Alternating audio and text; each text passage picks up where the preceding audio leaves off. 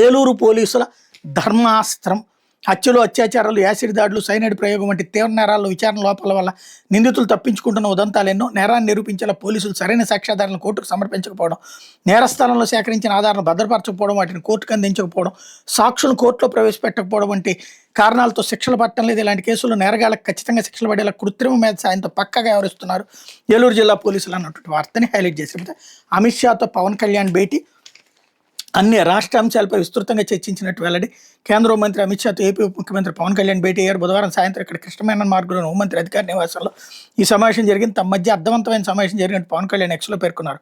హోంమంత్రితో మంచి సంభాషణ జరిగింది. ఆంధ్రప్రదేశ్లో ప్రస్తుతం ఉన్న విభిన్న అంశాలు, ప్రజా పరిపాలన, ప్రాధాన్యమైన విషయాల మీద మేము విస్తృతంగా చర్చించాం. ఉప్పాడ సముద్ర కోత రక్షణ గోడ నిర్మాణానికి సంబంధించిన ప్రాజెక్టు ఓకే చేసినందుకు థ్యాంక్స్ చెప్పుకొచ్చానని చెప్పారు. అయితే సాధారణంగా అమిత్ షాని కలవడానికి ఉప్పాడ గురించి పెద్ద లెక్క ఉండదు, ఖచ్చితంగా రాజకీయ అంశాలే ఉంటాయి.